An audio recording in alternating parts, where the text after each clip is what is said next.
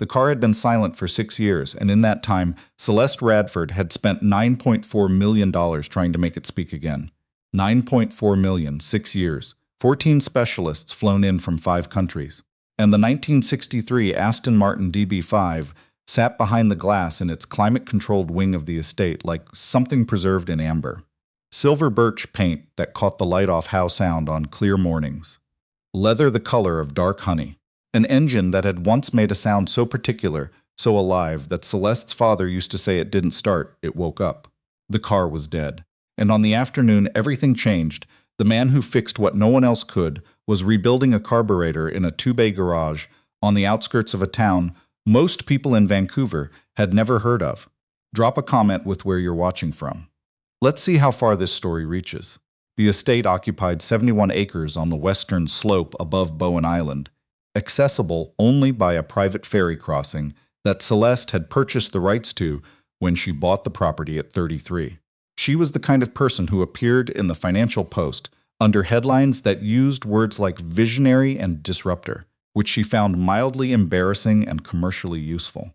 She had built a clean energy infrastructure company from a shared office in Gastown into something that employed 4,000 people across 3 provinces and generated the kind of revenue that made her uncomfortable at dinner parties, which she attended infrequently and left early.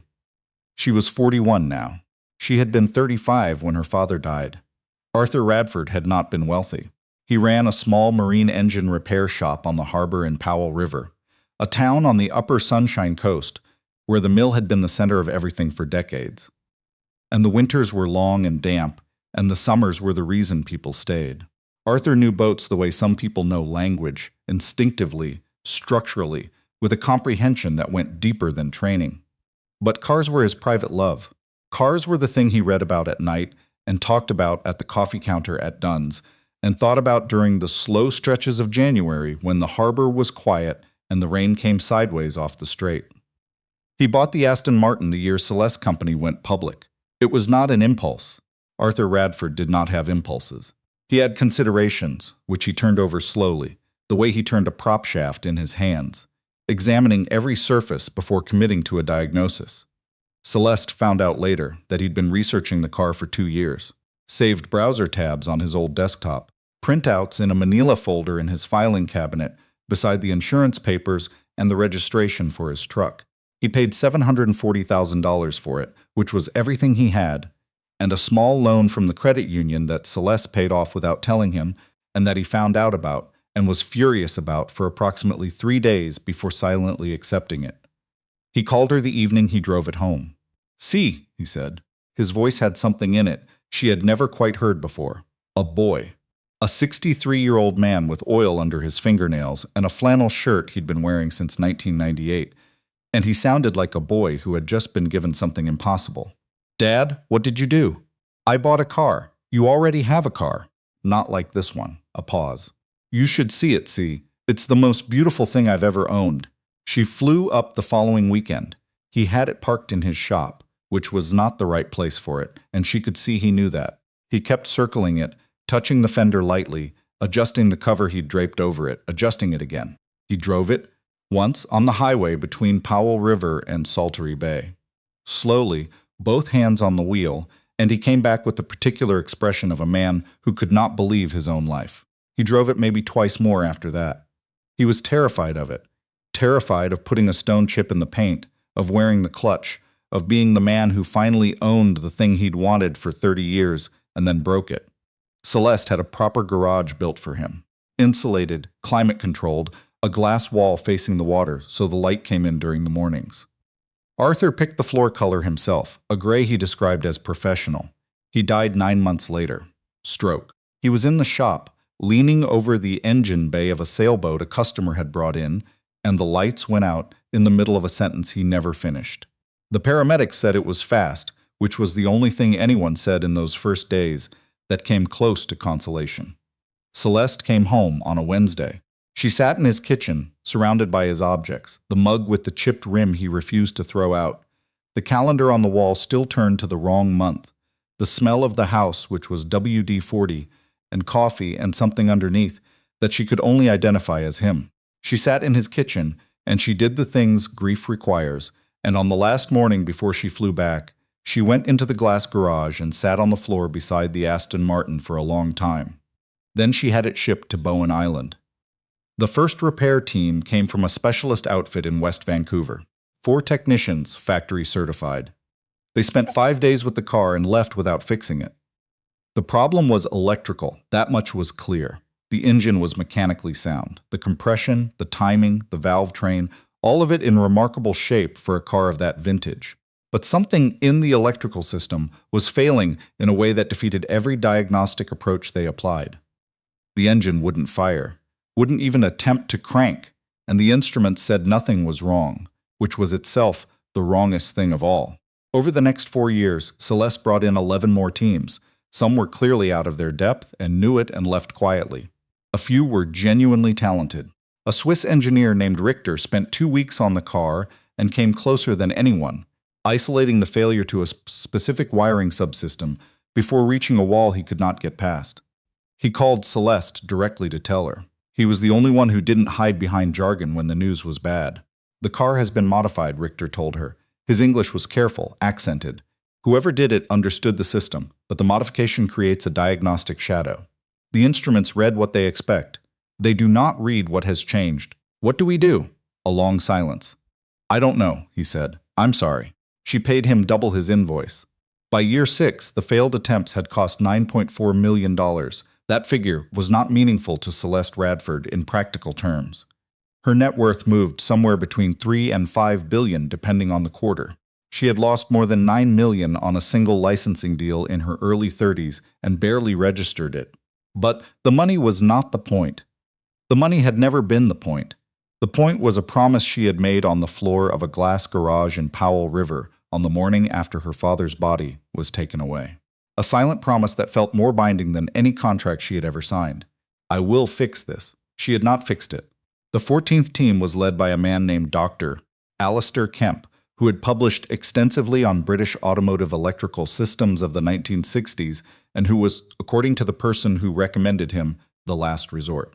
Dr. Kemp was 65, trim, and possessed the quiet confidence of a man who had solved problems no one else could solve and expected to do it again. He lasted 12 days. On the morning of the 12th day, Celeste found him standing outside the garage, not inside with the car, looking through the glass with his hands behind his back. "The fault is present," Dr. Kemp said, removing his glasses and cleaning them. "But it exists in the interaction between systems, not in any single component. My instruments can detect the downstream effect, but not the upstream origin. Without the origin, any intervention is speculation. And speculation on a system this delicate risks further damage." Celeste looked past him at the car through the glass. The silver paint caught the morning light off the water.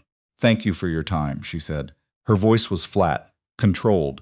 She had gotten very good at this particular voice. She waited until his van reached the ferry dock before she walked back to the garage and stood beside the car for a long time. "That's it," she thought. "That's the last one." She heard footsteps on the gravel path behind her and turned. It was Jonah Crew. He was one of the estate's maintenance staff.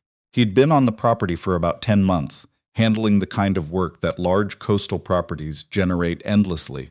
Cleared drainage, dock repairs, the electrical panel in the guest house that tripped every time the wind came off the straight at a certain angle. He was tall, lean through the shoulders, with dark hair that was a week past, needing a cut in hands that showed the kind of wear that doesn't come from a gym. He was pushing a wheelbarrow loaded with fencing supplies toward the north boundary, and his route took him past the garage. He noticed her standing there, slowed, their eyes met. He looked at Celeste, then at the car through the open garage door, then back at her. Something in his expression she couldn't entirely read. He started to push past. Celeste, without entirely meaning to, spoke. "Another team just left, 14 total. 6 years. Nobody can fix it." She wasn't sure why she was telling this to a maintenance worker. She had not said it aloud to anyone. Not with that arithmetic, not with the specific weight of the full number. Jonah stopped, looked at the car through the doorway. "What's the problem?" He said it plainly. No performance, no solicitude. Just the question. Electrical. Every team can see the symptoms, but nobody can find where the actual fault originates. He looked at the car for another moment. She saw something move across his face. A flicker. quick and private, like a person catching a scent they haven't smelled in years. What year? 63. DB5. A silence. And Celeste, who had spent 6 years being entirely serious about this car and had reached a point of exhaustion so complete it had fermented into something dark and almost funny, said, "Maybe you should take a look at it." She said it the way you say something you don't mean. Half joke, quarter bitterness, quarter nothing left to lose. Jonah looked at her. "I can try," he said. "No hesitation, no qualification. No, well, I'm not really, or I could take a look, but just a calm, direct I can try," delivered in the same register he might use to tell her the dock railing was fixed. Celeste stared at him. "Okay," she said, because she couldn't think of anything else to say. She told herself it was nothing. She told herself she had agreed because the word try was free and committed nobody to anything. But that evening, sitting on the deck overlooking the Sound with a glass of Okanagan red she wasn't really tasting, she found herself thinking about the expression on his face when she'd described the electrical fault. That flicker. The way his eyes had moved to the car like something was recalibrating behind them. She almost called Duncan to run a background check. She stopped herself. It was a maintenance worker with a wheelbarrow. There was nothing to check. She went to bed and slept poorly and came down to the kitchen at 6 in the morning. Bia, who had been managing the estate's household for 11 years and knew everything that happened on the property rough 4 hours before Celeste did, said without looking up from the coffee she was preparing, "Your maintenance man is in the garage. Been there since about 4:45, and he brought his daughter." Celeste set her phone on the counter. His daughter. Small girl. 8, maybe 9. She's sitting in the corner reading a book with a dragon on it. Bia glanced up. "I brought her some toast and juice. She said thank you very clearly. Good manners." Celeste stood there for a moment. "I'm going to go see," she said. She heard it before she reached the garage, not the Aston Martin. The Aston Martin was still silent. What she heard was smaller. The particular sound of someone working alone, a tool set down carefully, a low murmur that wasn't words, more like a person thinking at a frequency just below language. She stopped in the doorway. The garage lights were on, all of them, including the supplementary work lights that the previous teams had installed, and no one had bothered removing. The space looked clinical, bright, shadowless. The Aston Martin sat in the center with its bonnet raised, looking simultaneously vulnerable and untouchable, the way old beautiful machines look when they're opened. Jonah was on his back, half underneath the car. His feet were visible. Work boots, scuffed, the left one with a fraying lace. His toolbox sat open beside him, not the rolling professional chests the other teams brought. A battered green metal box, the kind you'd find at Canadian Tire for $40, dented along every edge. In the corner, on a folding chair he'd apparently brought from somewhere, a small girl with light brown hair in a loose ponytail sat bent over a workbook. She wore a fleece that was slightly too large for her, sleeves pushed past her wrists, and she was writing with focused absorption of a child who was both working hard and completely accustomed to working in unusual places. Vanessa stood in the doorway long enough to feel like she was intruding.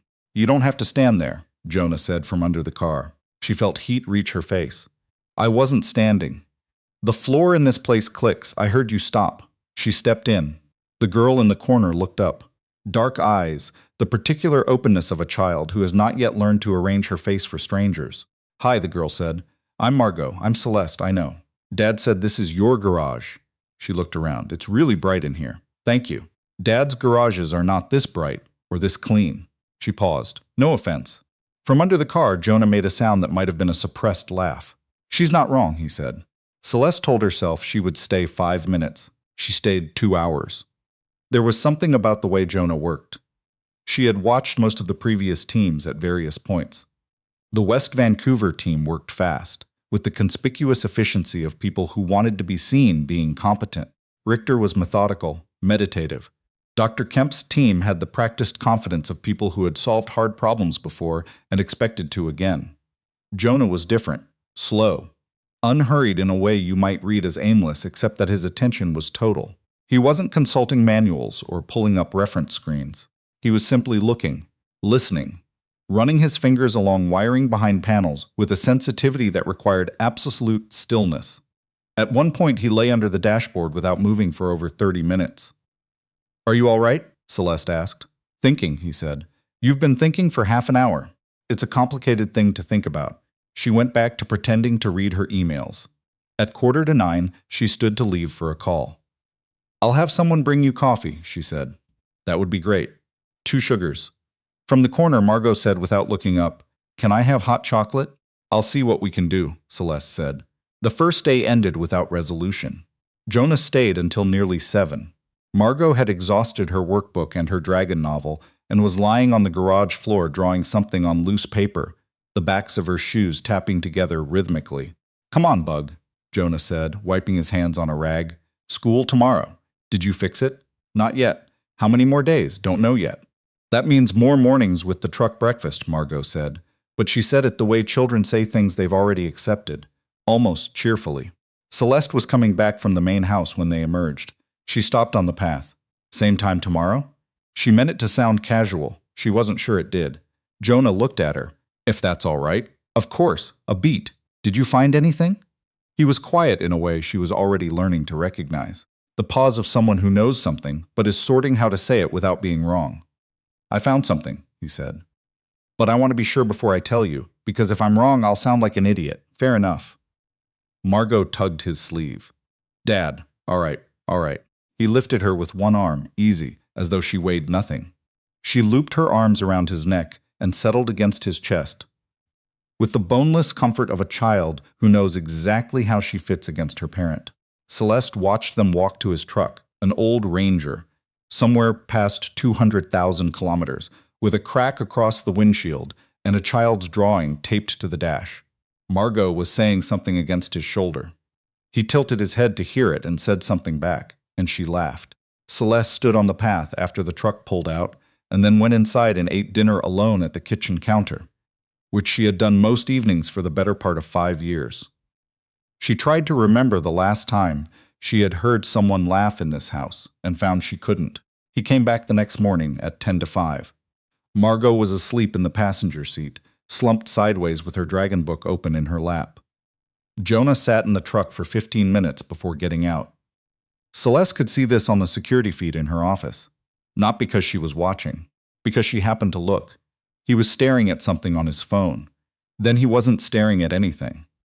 Just sitting with his head tilted back against the headrest. She thought about that later. The 15 minutes of sitting. He took his toolbox from the truck bed and went into the garage, using only the work light clipped to the bumper and the early gray pre-dawn light coming through the glass. From the kitchen window, he looked like someone praying. She was not in the garage when it happened. She was in her office, on a call with her operations lead about the Kitimat project, when the sound came through the walls and the glass and across 71 acres of island property and into her chest like something physical. The Aston Martin's engine turned over once, twice, and then roared. Not a start, not a turnover. A full-throated, chest-vibrating roar that lasted 4 seconds before Jonah backed off the throttle. And in those 4 seconds, Celeste Radford, who had negotiated billion-dollar infrastructure contracts without flinching, who had testified before a parliamentary committee on energy policy, and held her composure through 3 hours of combative questioning, who had buried her father without breaking down in public because he would have found it mortifying, started crying. Just like that. Sitting in her office chair with her phone to her ear, tears running down her face, without warning or permission. I have to call you back, she said, and hung up. She ran, not walked.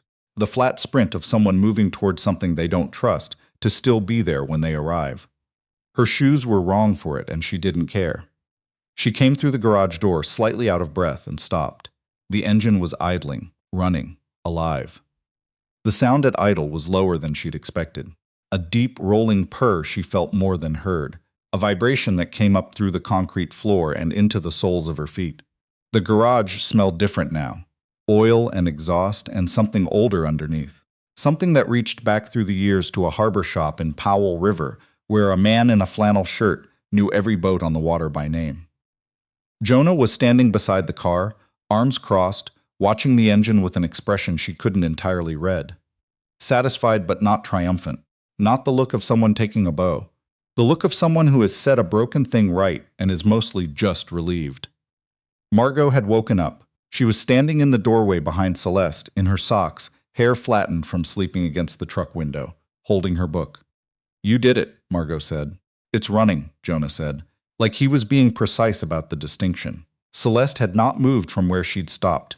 She was still crying, not the controlled kind, the other kind, the kind that doesn't care who sees it. Jonah looked at her. He didn't say anything, didn't tell her it was okay or ask if she was all right.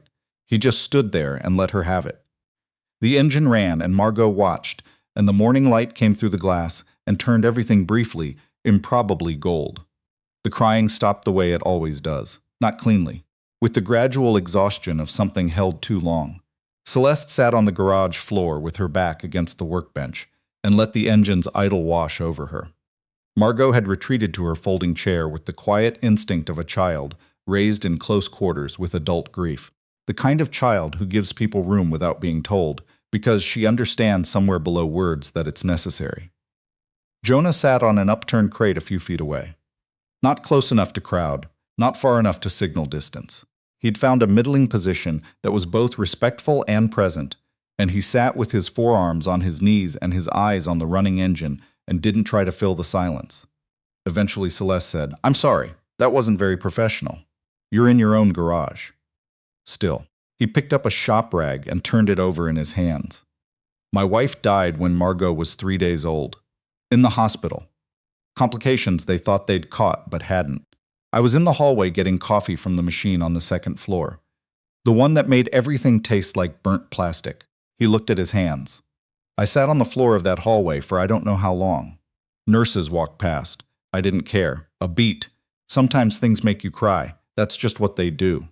Celeste looked at him. He was still watching the engine when he said it. The same flat, matter-of-fact delivery he applied to everything, and the plainness of it hit harder than a longer speech would have. No performance. Just a man mentioning a true thing. "I didn't know that," Celeste said. "About your wife. Nobody here does." He shrugged, but not dismissively. A shrug that meant it's not the first thing I lead with. "What was her name?" Something shifted in his face. People don't always ask that. Celeste had noticed this after her own father died. The way people skirted the dead person's name, referencing the loss without touching the person inside it. "Elise," he said. "Her name was Elise." "That's a lovely name." "Yeah." The corner of his mouth moved. She would have been horrified by Margot's ponytail this morning. She had very specific feelings about hair. From the corner, Margot's voice came without her looking up. "My ponytail is fine." "Your ponytail looks like it survived something," Jonah said. "It has character. That's one word for it." Celeste laughed. Short and involuntary and strange in her chest, the way laughter feels after you've been crying, like two different instruments in the same small room. "Okay," she said. "Tell me what you found." Jonah stood, stretched his back with a grimace he didn't bother hiding, and walked to the open bonnet. He pointed to a section of wiring harness on the left side of the engine bay. A dense bundle of cables routed along a bracket that wasn't factory. "Someone modified the electrical system before your father owned it. Not badly. The work was actually skilled. They integrated a third-party immobilizer and monitoring system into the original Lucas wiring, which was a common aftermarket addition on high-value British cars in the 70s and 80s. The issue is the integration point." He traced his finger along the harness. "Right here, there's a ground return that was rerouted as part of the modification. Over 50-plus years, the insulation on the modified section deteriorated in a very specific way. Not uniformly. Not enough to register as a clean short or a clear break. Just enough to create an intermittent resistance variation that depends on temperature. When the engine bay warms during startup, the resistance shifts just enough to confuse the ignition management. The system interprets the reading as a sensor fault and kills the ignition cycle before the engine can complete its start sequence. He straightened up. Every diagnostic tool those other teams used was looking for a clean failure. A broken wire, a dead component. There wasn't one. There was a degraded section of a modified ground path that nobody knew existed because it was hidden under the original harness wrap. Celeste stared at him. "How did you find it?" "I wasn't looking for a fault." He leaned against the wing. "I was looking at how everything connected. When you look at the whole system instead of testing components individually, the pattern shows up. The behavior was consistent. The car failed the same way every time. That means a fixed cause in a fixed location. Once I understood the behavior, finding the location was just time." $9.4 million, Celeste said slowly. 14 engineers. The other teams were building on each other's reports. By the fifth or sixth team, everyone was looking where the previous teams had already looked, trying to find what had been missed. Nobody started fresh. He paused. Also, I've worked on this type of modification before. I've seen this failure mode. There was weight behind that last sentence, the edge of something larger underneath. What did the actual repair take? Celeste asked. About 35 minutes once I found it. Rerouted the ground path, replaced the degraded section with correct specification wiring, removed the redundant immobilizer components. He looked at the engine. The car is clean now. Everything in it is what's supposed to be there. Jonah, she said it carefully. How do you know about period-correct wiring for a 1963 Aston Martin DB5? He looked at her. The first time she'd seen him look even slightly caught off guard. A brief recalibration. I used to work in automotive engineering, he said. Used to. She waited. He looked at the engine for a long moment. That's a longer conversation, he said. I have time. He looked at her, then at Margot, who was demonstrably absorbed in her novel. Not in front of her, he said quietly. Celeste nodded. Fair enough. She walked to the driver's side door. It opened with the specific click of something precisely made. She lowered herself into the seat. The smell reached her first. Leather and old rubber, and something beneath those things that she couldn't name, only locate. It lived in the part of her memory that didn't use language. She'd sat in this car twice before, both times as a teenager in the passenger seat, while her father drove a slow loop around an empty parking lot near the mill, gripping the wheel with both hands and beaming. She put her hands on the steering wheel. He was so scared of it, she said. He had this extraordinary car, and he was scared to drive it. Jonah stood at the door. Sounds like he respected it. He was afraid of damaging something he loved. She looked at her hands on the wheel. That was a pattern with him. She didn't say anything else. Neither did he. After a moment, she got out, and they stood side by side looking at it running, and it felt like something that had been broken in the air between the car and the world was slowly being mended. Thank you, she said. Simple. You're welcome. Same quality. From the corner, Margot's voice. Can we have real breakfast? Not truck breakfast. We're guests, Jonah said.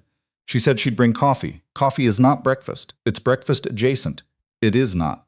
I'll have Bia make eggs, Celeste said. Real eggs. A pause. Okay, I walked into that, Jonah said, and Celeste laughed again without meaning to. The story broke 2 days later. One of the groundskeepers posted a video of the engine running. Celeste's reaction partially visible in the background. By noon, it was on 3 news sites. By evening, there were cameras at the ferry terminal. The narrative formed fast, clean, almost unnervingly tidy. Rich woman, dead car, failed experts, the maintenance worker who saw what they all missed. The internet consumed it the way the internet consumes stories that fit a shape it already loves. It took the media 36 hours to find Jonah's full professional history. He had been a senior integration engineer at a firm called Argent Dynamics, which partnered with luxury and performance manufacturers on advanced electrical systems. His work on British Mark platforms from the 1960s era had been cited in 2 internal development reports. A former colleague described him to a reporter as the person who understood how these systems breathed. He had walked away from all of it when Elise died. Left his position, turned down every contract offer, went dark on every professional contact. He needed to be present for Margot, and the work wouldn't let him be. Maintenance lets me control my schedule, he told Celeste when she asked. I can take her to school. I can be home by a certain time. I can take a Wednesday off when she's sick without anyone losing a deadline. He said it without apology. Grief does something to your ambitions. It reorganizes what matters. The career stopped feeling like anything. Margot felt like something. Everything else was just filling time around her. Celeste offered him a position, not maintenance. A senior role in her company's R&D division, working on complex systems integration problems. Structured hours, written schedule protections, flexibility for Margot that was contractual, not nominal. If the flexibility wasn't honored in practice, he could walk and she owed him a year's salary. He asked for a week to think. He talked to Margot. She asked 3 questions. Would she still see Bea? Would the schedule let him pick her up on Fridays because Fridays sometimes had early release and she didn't like the bus? And did he actually want to do it? Or was he doing it because he felt like he should? He told her both things were true at the same time. She said okay. Then she asked if they could get a better toaster because theirs burned on one side. He took the job. On a Saturday in late October, Celeste drove the Aston Martin for the first time. Jonah sat in the passenger seat. The road climbed through cedar and fir along the island's western ridge, and the engine did what it was designed to do, responded to her precisely, immediately, with an intimacy that modern cars had engineered away. They didn't talk for the first several kilometers. The silence was comfortable, not the silence of people who had run out of things to say, but of people inside the same moment who didn't need to narrate it. Eventually, Jonah said, "How does it feel?" "Like his," she said. "Good." They came around a long bend and the view opened, the strait falling away below them, the mainland mountains blue and distant, the October light making everything look like it was being seen for the first time. "My father never got to do this," she said. "I know. He drove it twice. In a parking lot." She shook her head. "He was so careful." "What did he say about it?" She was quiet for a moment. "He said some things are worth being careful with." "A beat." "I thought he meant the car," she said. Jonah turned from the window and looked at her. "He meant you," he said. It wasn't a question. The sentence landed somewhere deep. Somewhere grief had been standing guard. "Yeah," she said when she could. "I know that now." She drove. The road descended and climbed again, and on the straightaway above the bluffs she let the car go. Not recklessly. Fully. Properly. The engine opened into something enormous and alive, and she felt it in her spine and her hands and somewhere behind her eyes. She held it for maybe 15 seconds. Then she brought it back down. "He would have loved that," she said. "Yeah, he would have." They drove back slowly. The light shifted to late afternoon. When she parked in the garage and cut the engine, the silence was different from the silence that had lived in this space for 6 years fuller. Celeste leaned against the car and looked at it. "Can I ask you something?" Jonah said. "Yes. When you were driving just now. The fast part. What were you thinking?" She considered giving the edited version. Decided against it. "I was thinking he spent his whole life being careful with this car, keeping it perfect, and it didn't matter. The thing he was careful about went silent anyway." She looked at the paint. "So maybe the point was never to preserve it. Maybe the point was always to use it." He looked at her, the reading expression, but softer. "Yeah," he said. "That's it." The initiative launched in January. Celeste called it Ground Level. It was a formal, structural program across her company that identified employees in operations, maintenance, logistics, and support roles and created a real pathway for their full professional backgrounds to be assessed for advancement. Not a mentorship, not a scholarship, an actual reassessment of who these people were beyond what their job titles said. The first cohort was 31 people. Among them, a security guard with 2 engineering degrees who had stepped away from his career during a family medical crisis. A logistics coordinator who had practiced as a licensed architect for 7 years before her credentials lapsed during a period of housing instability.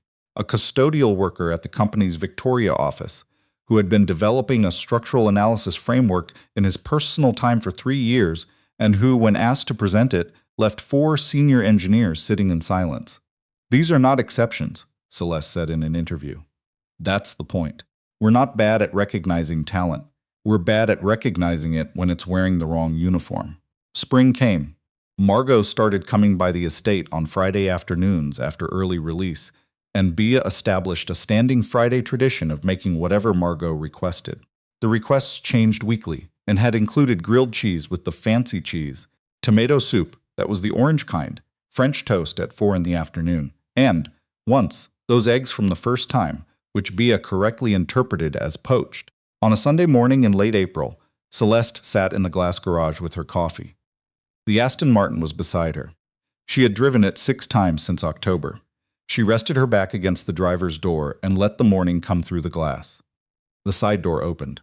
Jonah came in with 2 coffees, his own and a fresh one for her, which meant Bia had seen his truck and had it ready. He sat on the upturned crate, handed her the cup. "You're in here a lot lately," he said. "Is that strange?" "The opposite." "What changed?" he asked. She thought about it. "It stopped feeling like his absence," she said. "It started feeling like just the car, something he loved that I can love separately, not as a monument to losing him." Jonah nodded. He understood this. She knew he understood it because he had lived his own version, had arrived at his own version of this same threshold in the years since Elise. The moment grief stops being the only fact about a thing and becomes one of many facts. Still true, no longer the whole structure. "Margot asked me something last week," he said. She asked if we're a family. The garage went quiet. What did you tell her? I told her I didn't know exactly what word we were, but that some things don't need a word before they're real. He looked up from his coffee. His expression was the open one, the one that cost something. She said okay. She said she was going to use the word anyway, just quietly to herself. Celeste looked at him. What word do you think she's using? He held her gaze. I think she's using family, he said. The garage was warm. Outside, the mountains across the strait were catching the morning light. And somewhere in the kitchen, Bia was probably already preparing lunch for 3 because Bia had been running this house for 11 years and understood the difference between what was happening and what anyone had formally acknowledged. I think that's the right word, Celeste said. It was not a grand declaration. Jonah's coffee was slightly too hot. One of Celeste's jacket buttons was missing. The folding chair in the corner had a wobble in the left rear leg that had been there since September and that nobody had fixed. But it was true. And between two people who had both spent years in the company of untrue things, grief dressed as function, distance dressed as independence, talent dressed as invisibility, the true thing, even delivered plainly, landed with a weight the larger gestures never quite managed. They sat a while. The Aston Martin sat between them. Later that afternoon, all 3 of them drove it. Margot in the back seat, wearing sunglasses she described as appropriate for this vehicle. Asking questions about torque and compression ratios that Jonah answered carefully and that she immediately filed away in whatever part of her stored everything. Celeste drove. She took the ridge road, and when she reached the straightaway above the bluffs, she let it go. The engine opened up and Margot said from the back seat, "Oh, just that. Oh." The sound of someone encountering something real for the first time and not yet having the language for it. The road curved back toward home. She stayed in it. The strait glittered below. The light was doing what the light on the coast does in late April. Clear and angled and warm. The kind of light that makes everything look like it's being seen for the first time. She thought about her father in the parking lot near the mill, gripping the wheel, beaming. "I'm using it, Dad," she thought. "I'm using it. Not recklessly, not without care, but fully, the way beautiful things deserve to be used, the way life deserves to be used, without the quiet, fearful economy of someone saving themselves for a safer moment that never comes." The car carried them home through the trees, engine breathing, the sound of it steady and alive. And in the back seat, Margot was already asking when they could go again. And Jonah was looking out the window at the water, and nobody answered because nobody needed to, because the answer was obvious, because it had been obvious for a while now, the way the truest things usually are. Sitting right there in plain sight, waiting for someone to stop being careful long enough to reach for them.